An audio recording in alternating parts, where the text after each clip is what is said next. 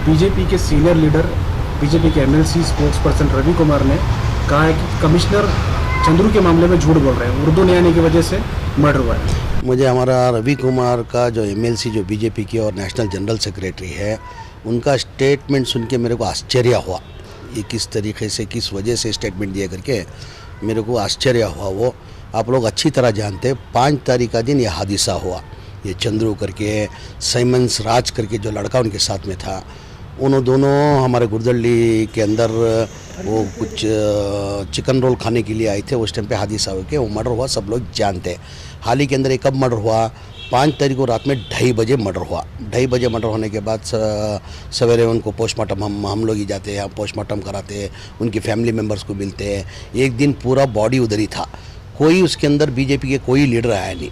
जब पूरा उनका कार्य होके जो उनके बाद उनके जो क्रिश्चियन समाज के हिसाब से जो उनकी वो मट्ठी होती है, वो मट्ठी करने के दूसरे दिन बाद एमपी और सीटी रवि और रवि कुमार उनके घर पे गए थे। उस टाइम पे किधर गए थे? उस टाइम पे आई नहीं ये लोग। उसके बाद होम मिनिस्टर ने एक स्टेटमेंट दिया क्या सवेरे उठ के कि वो चंद्रू का जो मर्डर हुआ वो गुरदल्ली बस स्टॉप के अंदर बस स्टॉप में गया था। वो उधर कोई चंद लड़के लोग उसको उर्दू बात नहीं करना आता करके उसको ज़बरदस्त उसका मर्डर किए करके स्टेटमेंट देता है। उसके फ़ौरन स्टेटमेंट देने के बाद हमारे पुलिस कमिश्नर कमल पंत साहब स्टेटमेंट देते हैं, नहीं ये सरासर गलत है, ये जो मर्डर हुआ एक एक्सीडेंटली मर्डर हुआ। ये जो चंद्रू करके लड़का रात में 2:15 के वक्त पर जो गुरदल्ली बस स्टैंड में कुछ खाना खाने के लिए गया था, उधर गाड़ी का एक्सीडेंट होके तू मैं होके वो उसका एक्सीडेंटली मर्डर हुआ। उसके रान पे एक चाकू मारा गया था, वो चाकू मारने की वजह से उसका ब्लीडिंग रुका नहीं, वो ब्लीडिंग नहीं रुकने की वजह से उसका देहांत हो गया करके कमिश्नर ने स्टेटमेंट दिया था। फिर दोबारा होम मिनिस्टर आके फिर एक स्टेटमेंट देते हैं, नहीं मैं वो गलती से मैं स्टेटमेंट दे दिया। इधर ही कितना कन्फ्यूजन है।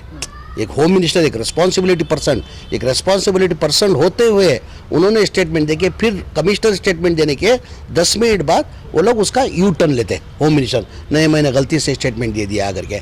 अभी नवा एक इशू उठा दिया, वो सैमन राज करके जो लड़का है 2 दिन से अपस्टैंडिंग था, वो किसी से नहीं मिल रहा था। वो अभी उसको कल पकड़ के उसको कुछ 5 लाख रुपए दे के बीजेपी वाले चंद वर्कर्स 5 लाख रुपए उनको देकर तुम ये स्टेटमेंट बनो कि मैं भी वो साथ में चंद्रू के साथ में मैं था जब भी वो हादसा जो हुआ वो इस वजह से हुआ कि उसको उर्दू बात नहीं करने आता करके बोल के उससे एक स्टेटमेंट लेके वो स्टेटमेंट करा के और रवि कुमार एक स्टेटमेंट देते क्या करके ये कमिश्नर जो बोल रहा है झूठ बोल रहा है। मैं रवि कुमार एक समझदार आदमी समझा था, एक पढ़ा लिखा एक समझदार आदमी। अभी जो भी एक मर्डर होता है या कोई भी एक चोरी होती है उसका इंक्वायरी कौन करता है? पुलिस ही ना करती है। अब एक पुलिस कमिश्नर बेंगलुरु सिटी का पुलिस कमिश्नर वो खुद बोलता है ये हादसा जो है एक एक्सीडेंटली ये हादसा हुआ है करके पुलिस कमिश्नर स्टेटमेंट देता है और ट्वीट भी करते वो। अभी इसको लेके ये लोग बड़ा इश्यू करने की जज में है।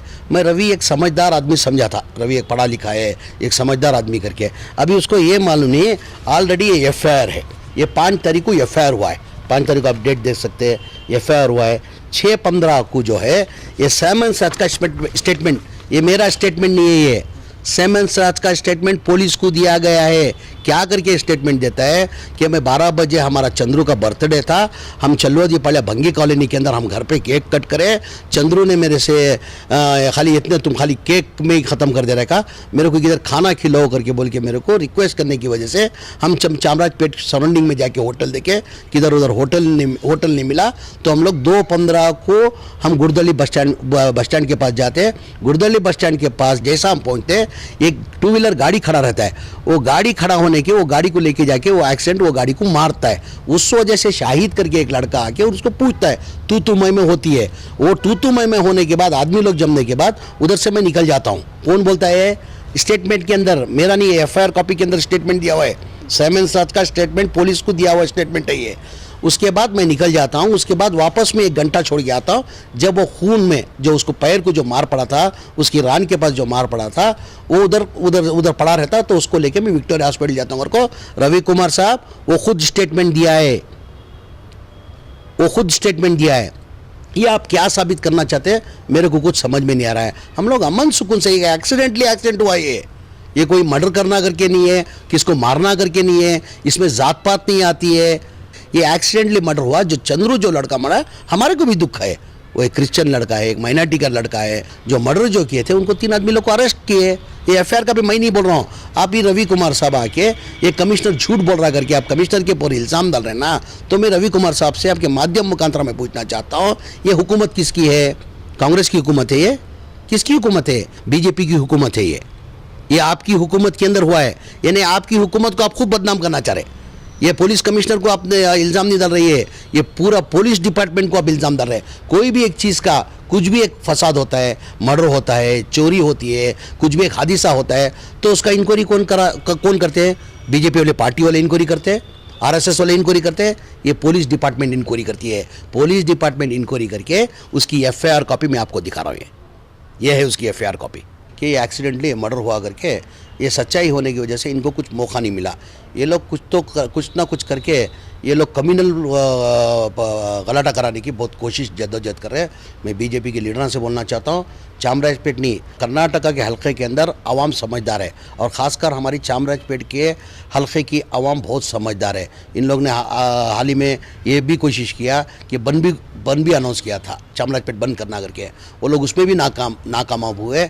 और लोग ये इश्यू लेके इससे स्टेटमेंट दिला के सेमेंद्रा से कुछ फसाद कराने की जद्दोजहद करके उनका इंटेंशन है करके मेरे को लग रहा है। तो लोग लाख भी कोशिश कर ले, मुद्दे लाख बुरा चाहे तो क्या होता है, वही होता है जो मंजूर खुदा चाहता है। हमारी चामराजपेट की आवाम हिंदू, मुसलमान, सिख, ईसाई एक भाईचारे से अमन से है हम लोग।